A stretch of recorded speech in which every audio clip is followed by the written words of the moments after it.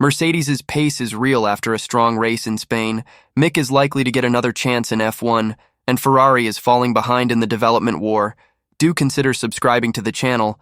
Now let's get straight into the latest F1 news.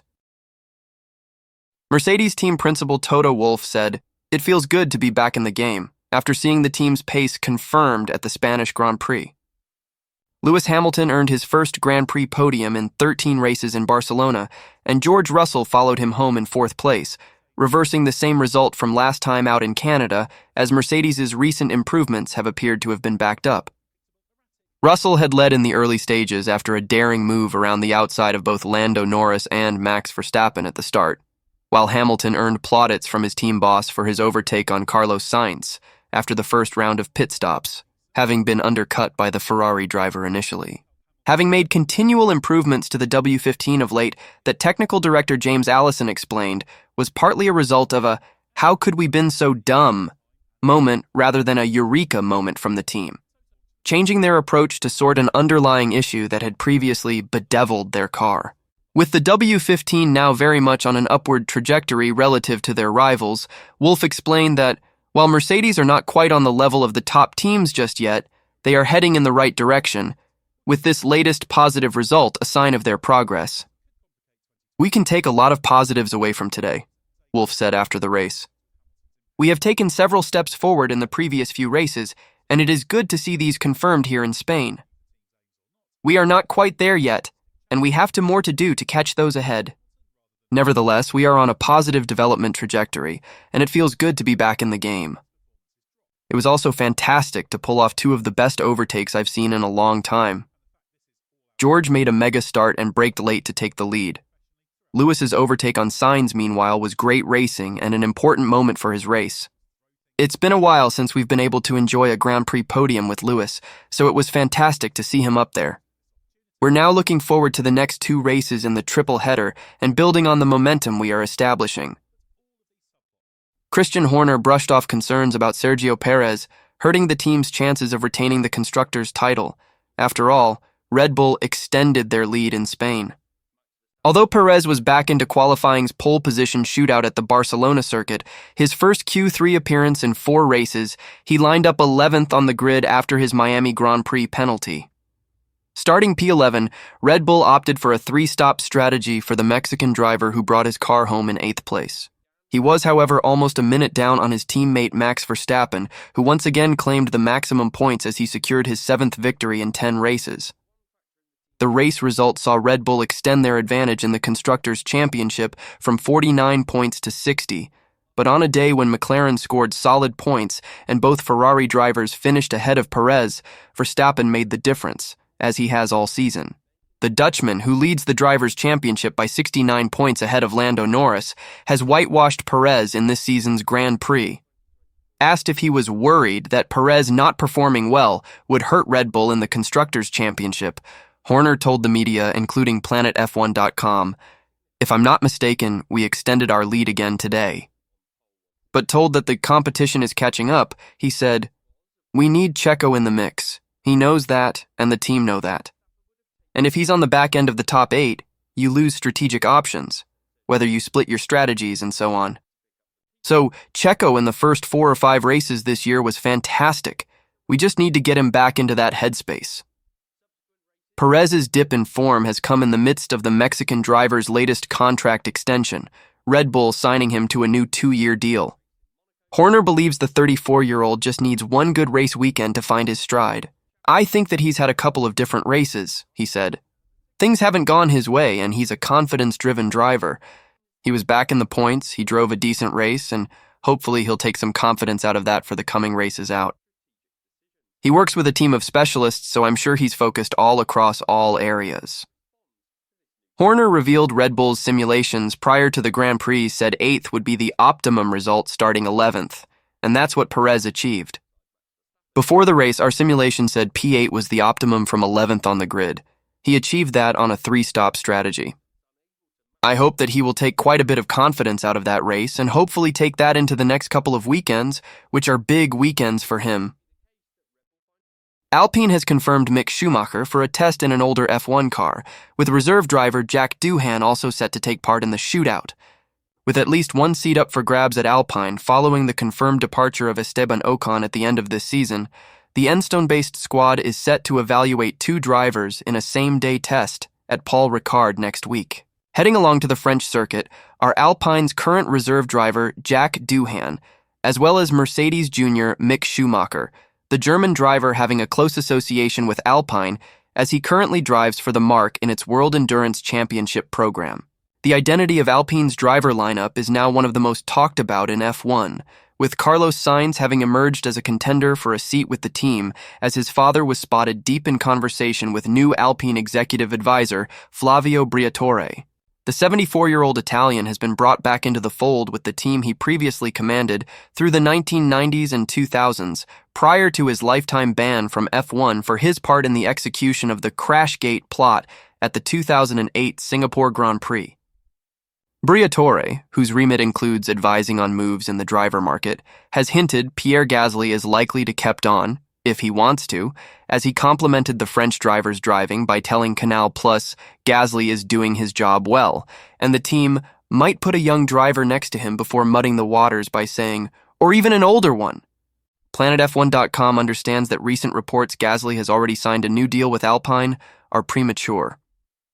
2 other options available to Alpine are current reserve driver Jack Doohan and endurance driver Mick Schumacher, with both set to take part in a day's testing of a previous car, TPC, on the 3rd of July. TPC regulations allow for such private tests to be carried out, using cars at least 2 years old, separate from the official testing program for current cars and Pirelli's own tire testing program. Doohan is an obvious candidate for the seat, having sat out this season of racing in order to concentrate on his role as Alpine's reserve driver. Schumacher, who races in WEC in the 36 A424 LMDH Alpine hypercar program, was let go by Haas after the F1 2022 season and has spent the time since finding refuge elsewhere. He is now a Mercedes F1 reserve alongside his Alpine duties, but has not been seriously linked with the cockpit left vacant at Mercedes by Lewis Hamilton for 2025. Alpine confirmed the test with a statement received by PlanetF1.com saying, "As part of our TPC, testing of previous cars program, we will test reserve driver Jack Doohan in line with his 2024 schedule, as well as Mick Schumacher as part of his Alpine endurance project next week at Circuit Paul Ricard. We look forward to continuing to use our race support team and the A522 Formula One car during our TPC program." Set to take part in the shootout to impress Alpine's top brass, Doohan and Schumacher are far from the only candidates available to the team, but have a good opportunity to make a strong case for themselves with an impressive showing at Paul Ricard. After all, if Gasly does move on, he has been linked with the second Audi seat alongside Nico Hülkenberg. Their chances of being picked up for a race seat improve immeasurably. With his options for 2025 expanded to include Alpine, Carlos Sainz says his 2025 team could be revealed ahead of the next race in Austria. Sainz has spent the last 6 months considering his Formula One future, having been left out of Ferrari's 2025 lineup in favor of Lewis Hamilton. But while initially much of the conversation was about who would Sainz want to join, of late it has deteriorated into who wants him and who has seats still open. Despite winning this year's Australian Grand Prix, Sainz is mainly debating between Williams and Sauber for his 2025 options, at least until Alpine entered the mix. Announcing Esteban Ocon's exit after a trying Sunday at the Monaco Grand Prix, although it must be said the team states it had nothing to do with that, Sainz's options increased from 2 to 3. According to reports, the Spaniard is considering all 3 options in front of him, Williams, Audi, Alpine, and hopes to decide his future sooner rather than later. It could be before Austria, not for sure, but it could be, he told the media, including PlanetF1.com after the Spanish Grand Prix. That comes on the back of his pre-Spanish GP comment that he was done with being in limbo and wanted a decision. "I think it's getting to a point where it's taking space out of my head for quite a few weeks and months now," he said in the build-up to the Spanish race. "It's time to make a decision, and the decision will be taken soon. Hopefully, soon we will have things to talk about." Soon, however, did not mean a pre-Austrian GP announcement at the time. Sainz is now having to weigh up his options, and none of them, at least on paper, stand out. Sauber Audi will be a works team in 2026 with the all-new engine regulations, but will they get it right first time around with the PU? Williams have a Mercedes engine for the new regulations, but can they nail the chassis? And Alpine? Will they even be a works team come 2026 or a Mercedes as has been suggested customer? These are all questions Sainz needs, as much as possible, the answers to before signing on the dotted line. Mercedes are not currently talking to Max Verstappen about a potential race seat with Toto Wolff, insisting their focus is solely on improving the car. Although Wolff spent the early part of the season courting Verstappen in the wake of the Christian Horner investigation, of late the Austrian has gone quiet. Mercedes' hunt for a replacement driver for Lewis Hamilton continues, with the team's shortlist reportedly reduced to 2 drivers, triple world champion Verstappen and Mercedes' junior driver Kimi Antonelli. But with Verstappen under contract with Redbull and insisting more than once that he's not going anywhere anytime soon, it seems Wolff has given up in his pursuit of the Dutchman. Asked after the Spanish Grand Prix whether Mercedes are speaking with the Dutchman, Wolff told media, including planetf1.com, "No, there's no talks taking place at that stage because I think we need to look at ourselves and improve the car." And that's exactly what Mercedes have been doing of late. George Russell grabbing the team's first Grand Prix podium in Canada, before Hamilton made it 2-2 races in Spain. Wolff sidestepped the question on whether Mercedes' improvement had come too late to entice Verstappen over to Brackley. "I think we just need to continue to improve and look at ourselves," he replied.